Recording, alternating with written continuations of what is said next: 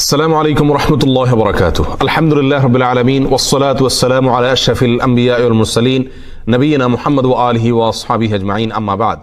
সুপ্রিয় দর্শক শ্রোতা ভাই বোনেরা, পহেলা মে আন্তর্জাতিক শ্রমিক দিবস বা মে দিবস। এই দিবস উপলক্ষে পৃথিবীর প্রায় ৮০টি দেশে সরকারি ছুটির ব্যবস্থা থাকে। বিভিন্ন মানবাধিকার সংস্থা এবং শ্রমিক সংগঠনগুলো এই দিবসে শ্রমিকদের বিভিন্ন অধিকার নিয়ে কথা বলে থাকেন। নানা আয়োজনে এই দিবসটি উদযাপন করা হয়ে থাকে। আজ আমরা আলোচনা করব কোরআন এবং সুন্নাহ তথা ইসলামে একজন শ্রমিককে কি মর্যাদা দেওয়া হয়েছে, একজন শ্রমিকের কোন কোন অধিকারগুলোকে সংরক্ষণ করা হয়েছে। আজকের মানবাধিকার সংস্থা এবং শ্রমিক সংগঠনগুলোর জন্মেরও শত শত বছর আগে কোরআন এবং সুন্নাহ তথা ইসলাম শ্রমিকদের যে সকল মর্যাদা এবং অধিকারের কথা বলেছে তা আমরা বেশিরভাগ মানুষই জানি না। এ বিষয়ে কোরআন এবং সুন্নাহর উদ্ধৃতিসমূহ জানার পরে আমাদের কাছে সুস্পষ্টভাবে প্রতীয়মান হয়ে যাবে যে একজন মুসলিমকে মানবিক হওয়ার জন্য, একজন মুসলিমকে মানবাধিকার শেখার জন্য, একজন মুসলিমকে প্রকৃত মানুষ হওয়ার জন্য কোনো মানবাধিকার সংস্থা বা সংগঠনের দ্বারস্থ হওয়ার আদৌ প্রয়োজন নেই, বরং এ বিষয়ে কোরআনে কারিমে রয়েছে সুস্পষ্ট এবং বিশদ নীতিমালা এবং গুরুত্বপূর্ণ আলোচনা। সম্মানিত সাথী ও বন্ধুগণ, আল্লাহ সুবহানাহু ওয়া তাআলা এই পৃথিবীতে কিছু মানুষকে মালিক আর কিছু মানুষকে শ্রমিক করে রেখেছেন।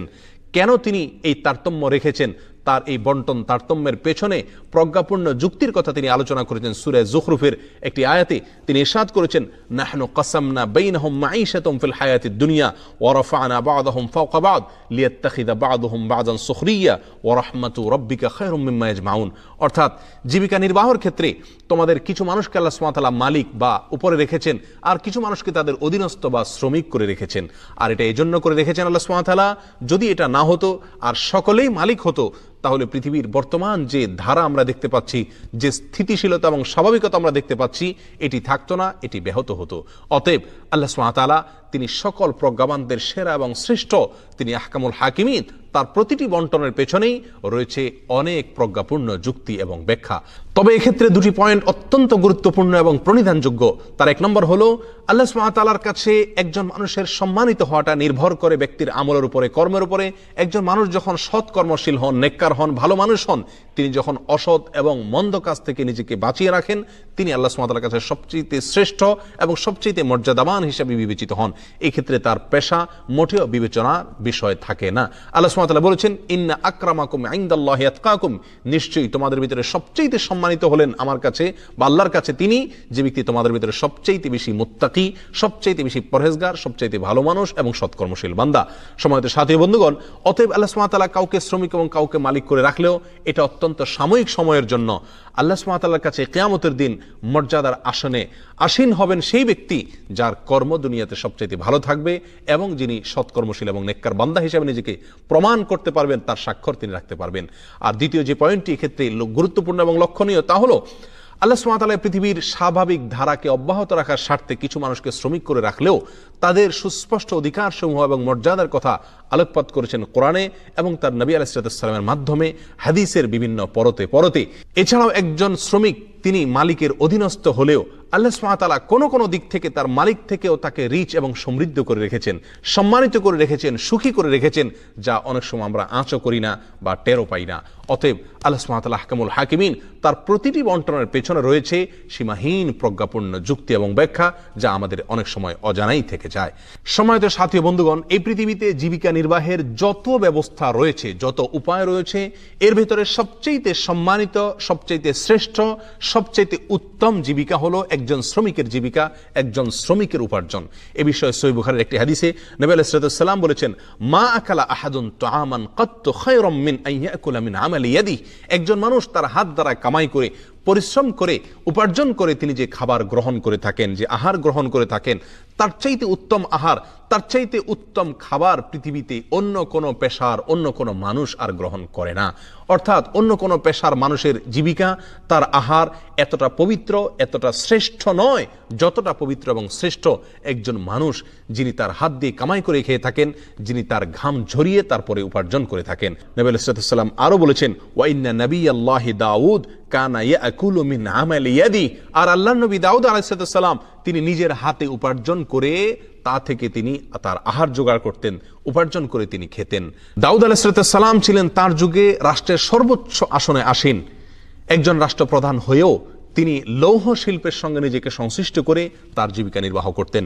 সহিহ মুসলিমের এক হাদিসে আসছে, জাকারিয়া আলাইহিস সালাম ছিলেন নজ্জার বা কাঠমিস্ত্রি, এবং বেশিরভাগ নবী রাসূলগণই ছাগলের রাখাল ছিলেন বা বিভিন্ন পশু গবাদি পশুর রাখাল ছিলেন। এই রাখালি করে তারা তাদের জীবিকা নির্বাহ করতেন। সম্মানিত উপস্থিতি, আল্লাহ সুবহানাহু ওয়া তাআলার কাছে এই পৃথিবীতে সবচেয়ে মর্যাদাবান, সবচেয়ে শ্রেষ্ঠ হলেন আম্বিয়া একরাম আলাইহিমুস সালাতু ওয়াস সালাম। সেই নবী রাসূলগণকে আল্লাহ সুবহানাহু ওয়া তাআলা শ্রমিকদের কাতারে রেখেছেন, এবং সকল নবী রাসূলগণই কোনো না কোনো ক্যাটাগরির শ্রমজীবী ছিলেন। এ থেকে ইসলামে একজন শ্রমিকের শ্রমের যে মর্যাদা রয়েছে তা অত্যন্ত পরিষ্কারভাবে ফুটে ওঠে। এবার আসা যাক একজন শ্রমিকের জন্য কি কি অধিকার সংরক্ষণ করেছে ইসলাম। এক নজর আমরা সেই বিষয়টি জেনে নেই। একজন শ্রমিকের কাছে সবচেয়ে গুরুত্বপূর্ণ বিষয় হলো তার পারিশ্রমিক। আর কোরআনে কারিমে 150টি জায়গায় আল্লাহ সুবহানাহু ওয়া তাআলা আজর বা পারিশ্রমিকের কথা উল্লেখ করেছেন। অর্থাৎ একজন শ্রমিকের পারিশ্রমিকের বিষয়টিকে কোরআনে কারিমে এত বেশি গুরুত্ব দেওয়া হয়েছে যে 150টি জায়গায় আজর বা পারিশ্রমিকের কথাটি আল্লাহ সুবহানাহু ওয়া তাআলা উল্লেখ করেছেন।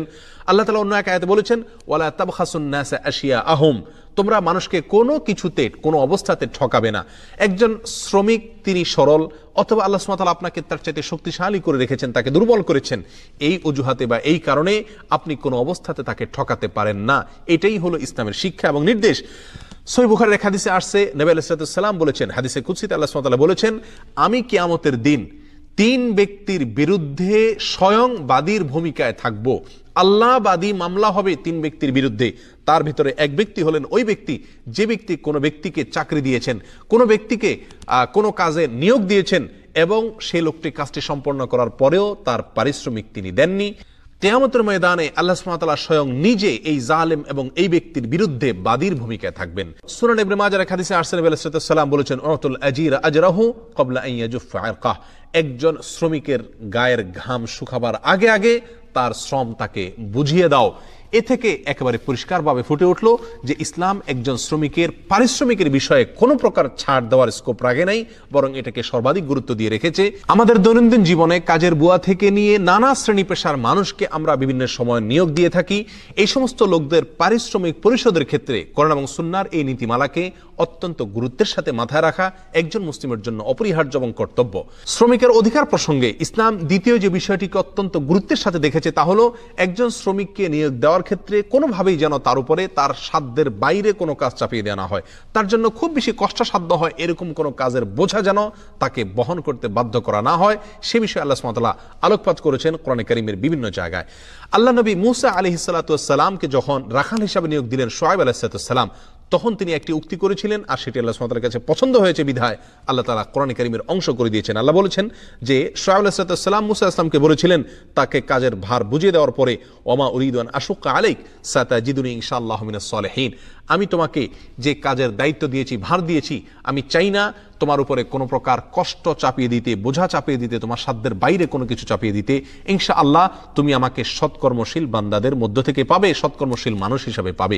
সম্মানিত উপস্থিতি, আজ আমাদের সমাজে একেবারে সাধারণ দিনমজুর বা শ্রমিক, একেবারে বাসার কাজের বুয়া থেকে নিয়ে সাধারণ শ্রেণীর পেশার যে সমস্ত শ্রমিকরা রয়েছেন, তাদেরকে দায়িত্ব দেওয়ার ক্ষেত্রে, কাজ দেওয়ার ক্ষেত্রে কতটা তার জন্য কষ্টসাধ্য হবে, এটি তার জন্য বহনটা কতটা কঠিন হবে, সে বিষয়টি আমরা অনেক সময় মাথায় রাখি না। অথচ একজন মুসলিম হিসেবে আমাদেরকে এটি মাথায় রাখতে হবে। এটি কোরআনে কারীমের শিক্ষা।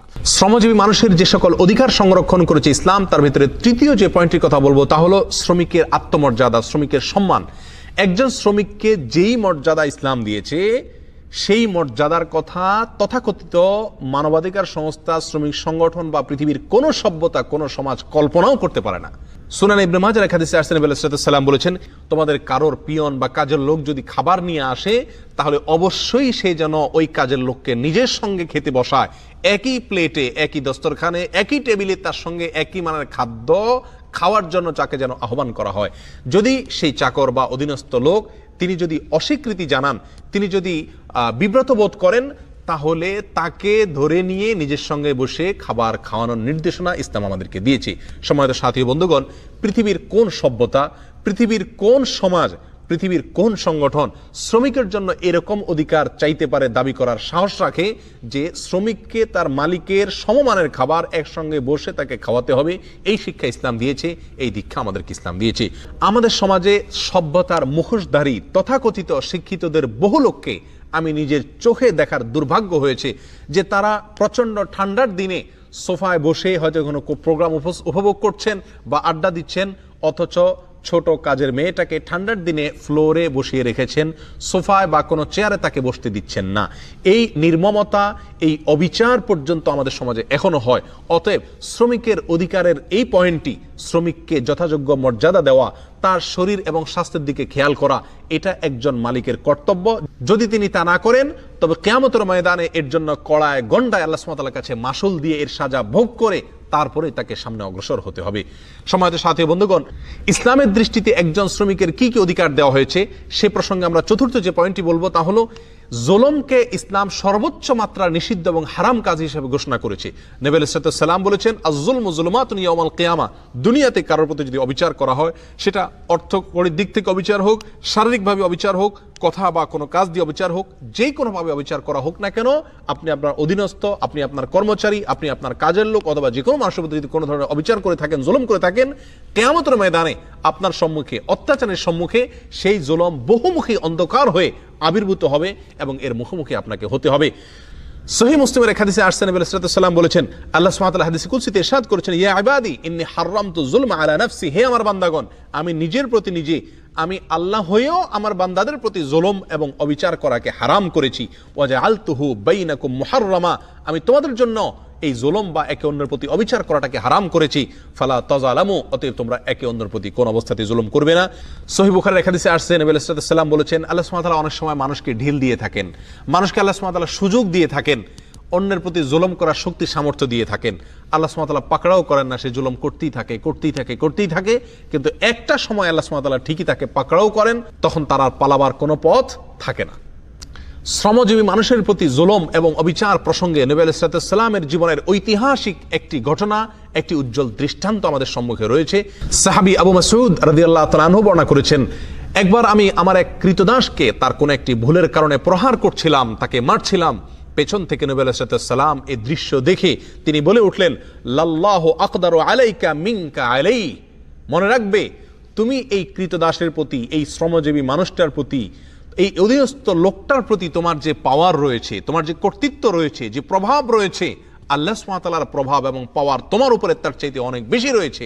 অতএব আল্লাহকে তুমি ভয় করো। তখন সেই সাহাবী নবী সাল্লাল্লাহু আলাইহি ওয়াসাল্লামের এই কথা শুনে সঙ্গে সঙ্গে সেই কৃতদাসকে চিরকালের জন্য মুক্ত করে দিলেন। এ হলো ইসলামের নবী আমাদের রাসূল করিম সাল্লাল্লাহু আলাইহি ওয়াসাল্লামের মহানুভবতা। এই ছিল শ্রমজীবী মানুষের অধিকার আদায় করার ক্ষেত্রে, অধিকার সংরক্ষণ করার ক্ষেত্রে, জুলুমের হাত থেকে শ্রমজীবী মানুষকে বাঁচাবার ক্ষেত্রে তার বলিষ্ঠ ভূমিকার উজ্জ্বল দৃষ্টান্ত। এই ঘটনা থেকে শিক্ষা গ্রহণ করে আমাদের অধীনস্থদের প্রতি আমাদেরকে সদয় হতে হবে, তাদের অধিকারগুলোকে সংরক্ষণ করতে হবে, তাদের যথাযোগ্য মর্যাদা দেওয়ার ব্যাপারে আমাদেরকে দৃঢ় প্রত্যয় ব্যক্ত করতে হবে এবং দৃঢ় প্রতিজ্ঞা আমাদেরকে করতে হবে। আল্লাহ সুবহানাহু ওয়া তাআলা সব ধরনের অবিচার থেকে আমাদের সবাইকে হেফাজত করুন, সংরক্ষণ করুন। পৃথিবীর সকল শ্রমজীবী মানুষ যেন তাদের ন্যায্য অধিকার পান, তারা যেন তাদের যথাযোগ্য মর্যাদা পান, সেই কামনা আল্লাহ সুবহানাহু ওয়া তাআলার কাছে ব্যক্ত করে আজকের মতো এখানে বিদায় নিচ্ছি। ওয়া আখিরু দাওয়ানা আলহামদুলিল্লাহি রাব্বিল আলামিন। ওয়াসসালামু আলাইকুম ওয়া রাহমাতুল্লাহি ওয়া বারাকাতুহু।